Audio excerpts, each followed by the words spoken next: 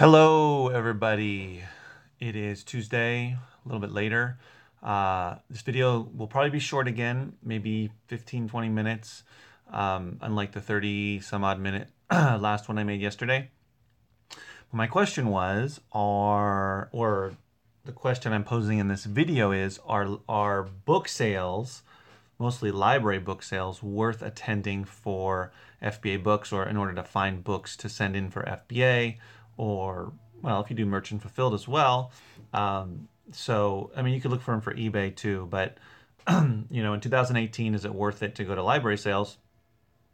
This question was brought up in a comment someone made. I can't remember. Sorry, I'm blanking on the name that someone made the video I made yesterday. So I just wanted to. I thought it was a good question. Wanted to address it. So the quick answer is yes. However, you just need to be careful. Okay, so first of all, I would say yes, but if you're newer to selling books on Amazon, I would say that you should probably go to all of the bookstore, or rather all the book sales in your area. If you live in a big city, a big metropolitan area, there's probably going to be dozens of them within 20, 30 miles of you, maybe even within 10 or 15 miles. So I would recommend attending all of them just to see what they're all about. Number one, are there very many books there that you can actually find to sell on FBA or on Amazon through FBA for a profit? So how much are they charging per book? Are they charging 50 cents? Are they charging $1? Are they charging more than $1? Do they have bag sales where you can maybe clean up on a lot of books on the last day, which is another topic to talk about. But I would first of all go to these sales. If there's like 10 of them within a reasonable driving distance, then probably go to all of them and see if they're any good, because a small one could be better than a huge one. So you don't know what kind of books are there. Maybe it's usually a library, and maybe they're already scanning the books for Amazon, which some libraries do. A lot of them don't, and there might be some really good books there. Also, maybe the library doesn't scan, and they get donations, and they're also selling books that have been pulled off the library shelves, and so there could be some good stuff, but there might be a lot of competition, which isn't always bad.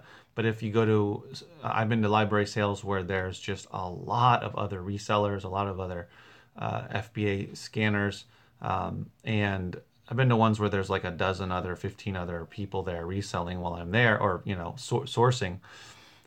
And that was a really big sale, so I was still able to find a good amount of books, but that's something to be aware of, because you might not like that competition aspect, and having to scan faster, and or possibly have to scan faster. I don't recommend it necessarily, but you will get faster at any rate, in order to compete or make sure you get as many books as you can to make it worth it. So you kind of have to weigh those things: the cost, how much they're charging per book.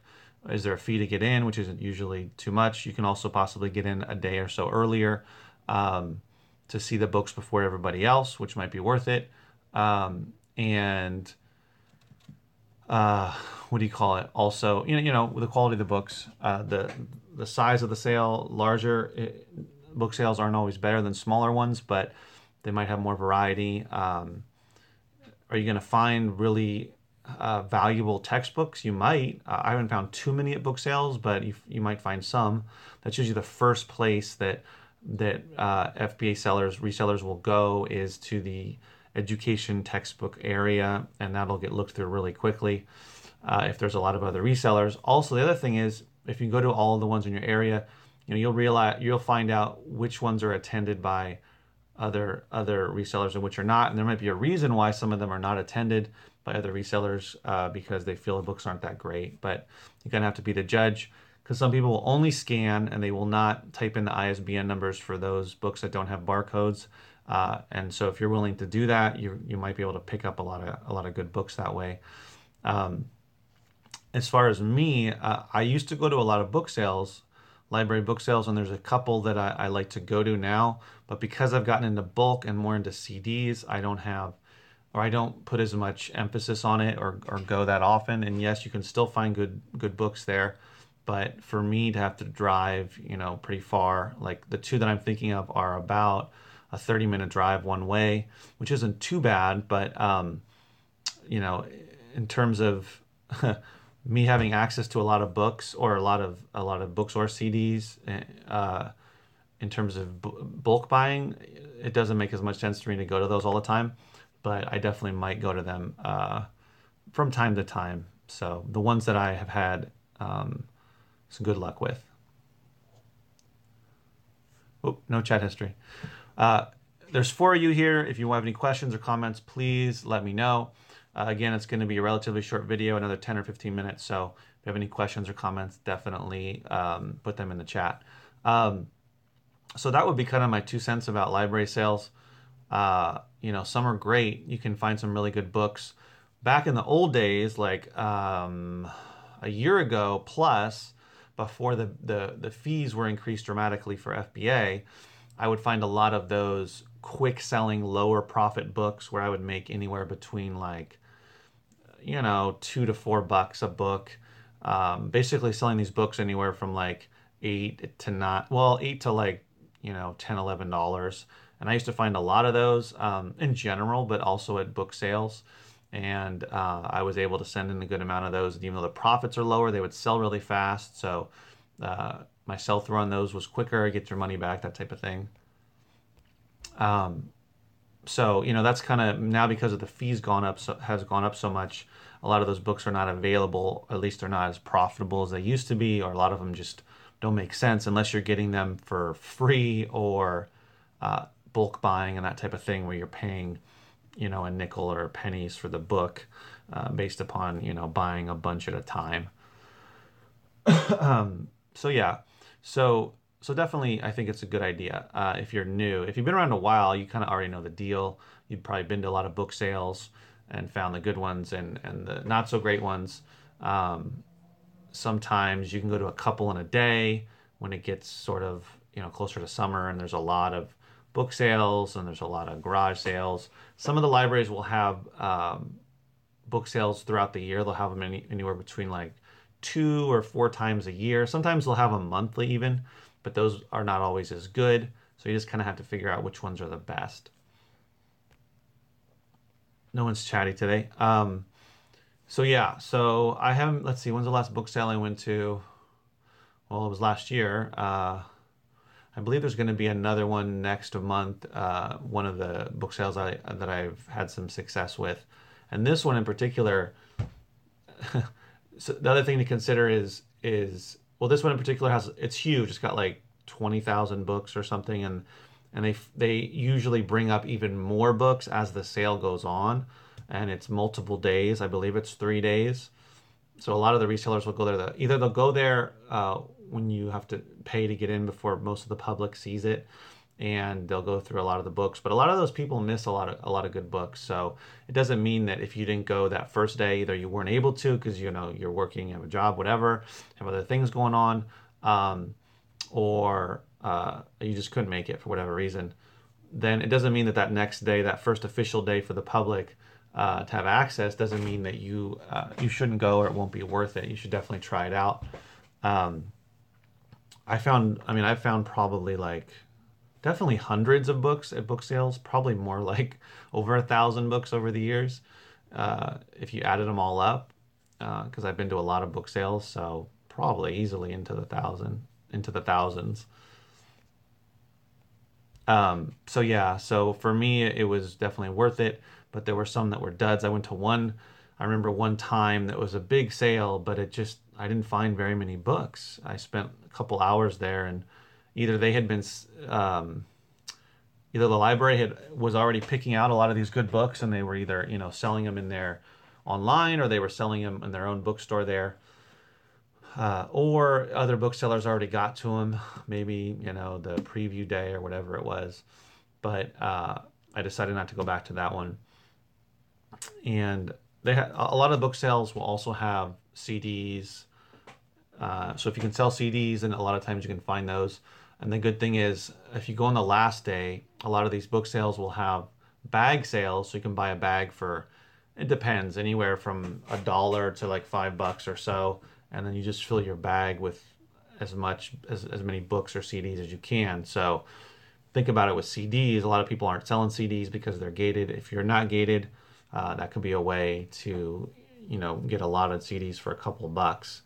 Also books as well. But by the time the last day comes, a lot of really good books will have already been purchased, but there's definitely still an opportunity there for the books that possibly don't have barcodes, or just maybe people missed. Because you'll see, what I was amazed by is a lot of scanners will just kind of run around from section to section. They don't seem to have any rhyme or reason as to how they're approaching going through all the books. So they'll just bounce around, scan a few books, go over to the next section instead of thoroughly going through the whole section.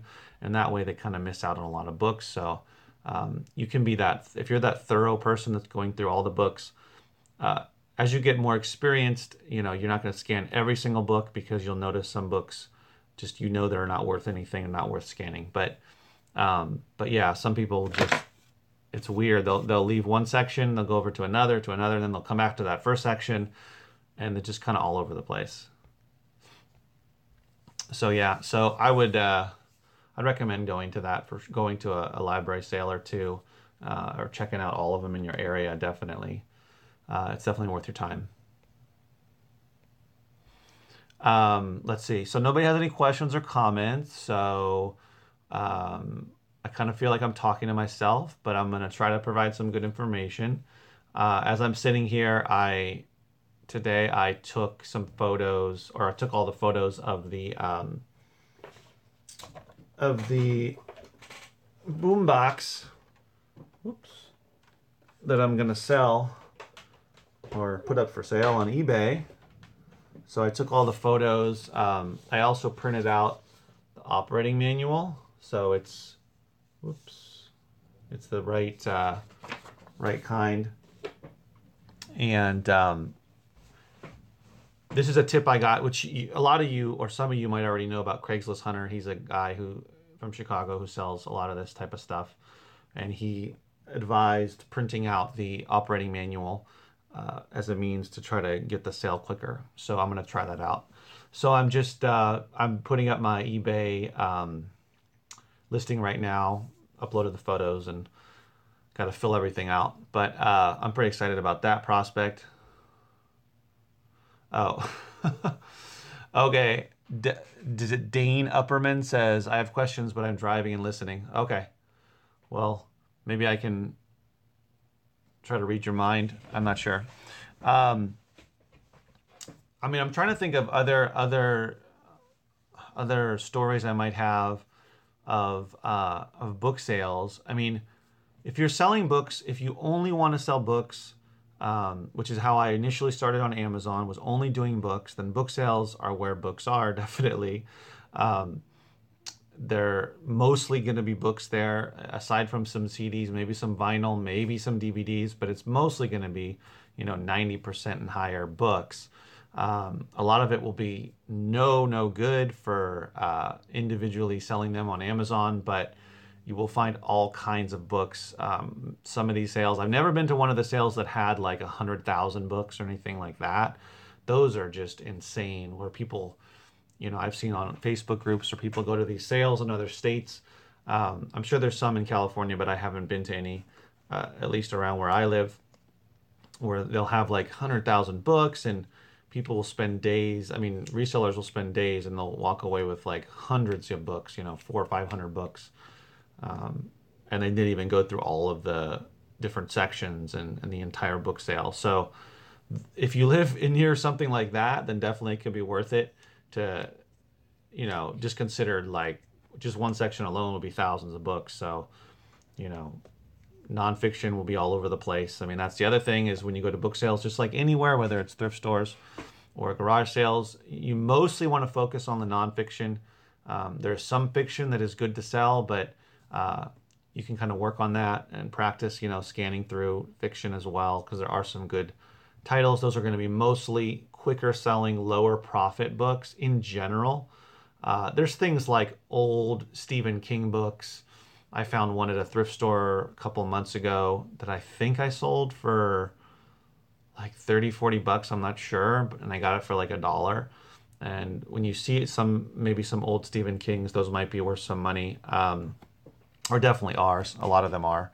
So, there is some fiction. There's other fiction too that I'm not as familiar with. Some like, I guess, fantasy, science fiction type of stuff can be more valuable. I know those lots go for good money on eBay, and I think there's some titles in that genre as well. So there's some good fiction out there, but you just kind of have to learn about what type of fiction is worth even scanning. You start out by just scanning all of it, and then after you scan a few thousand fiction books, you'll start to learn about which authors, the way the spines look, the titles of the books. It's weird. You start to sort of um, create a new language for how to understand which books are worth your time to scan, which does take time, but you'd be surprised if you consistently go out there and source at least like 2, 3 days a week, scanning hundreds of books within a couple months. I would say within 3, 4 months, maybe less, depending on how many books you've scanned, you get pretty good about knowing which books to point your scanner at and which ones not to. Whoops. 3-in-1 fiction books tend to do well, Michael says. 3-in-1.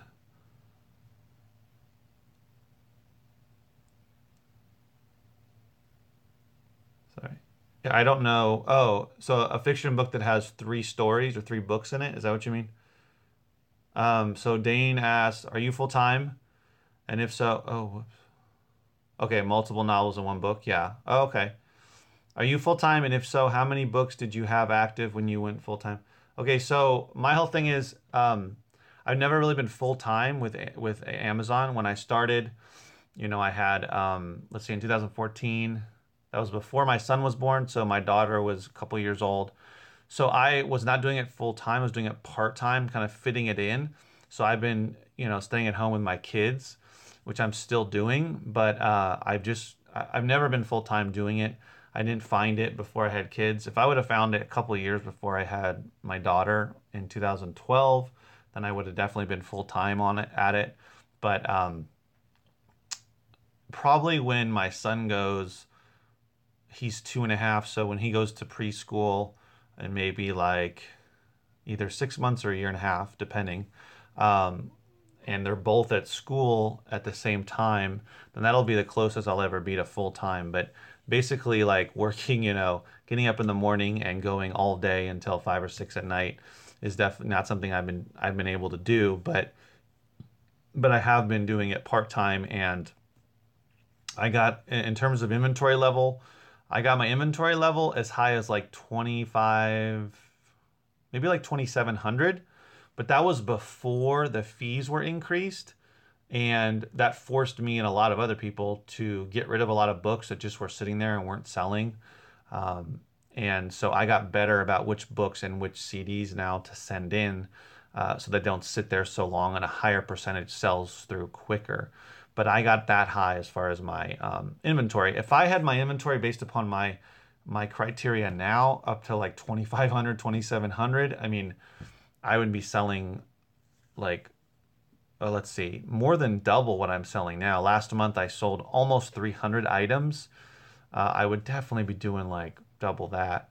So, and that's, I mean, depending on where you live and what your income requirements are, I mean, that's selling 500, 600 books a month, or CDs, or a mixture, or vinyl, or whatever, is some really good money. Because let's see, not last year, but 2016, I think I grossed close to, oh no, I think it was close to 20. It was like 25. I can't remember exactly now, but I have to do my taxes this year for last year. But yeah, part time. I mean, you can definitely make like, you can definitely build it up to make a couple grand, getting paid a couple grand a month for sure.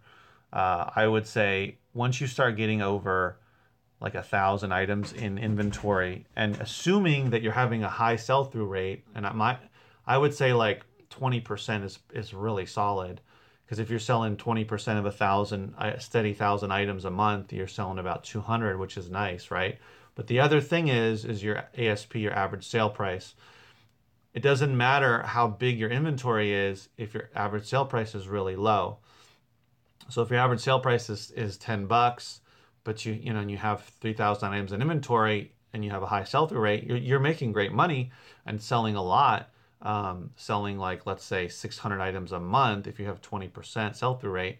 But if your ASP is pretty low, then you're not making as much as someone who has a smaller inventory but has a much higher average sale price. If your average sale price is like $25 and you only have 800, 900 items, I mean, I haven't do the math on this, but you know what I'm saying, that ideally you have more inventory and a higher average sale price.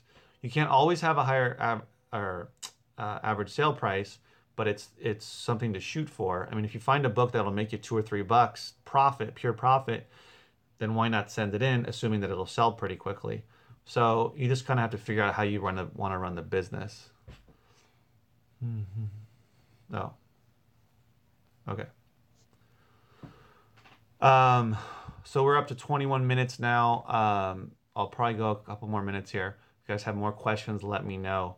Um, so yeah, I hope that made sense.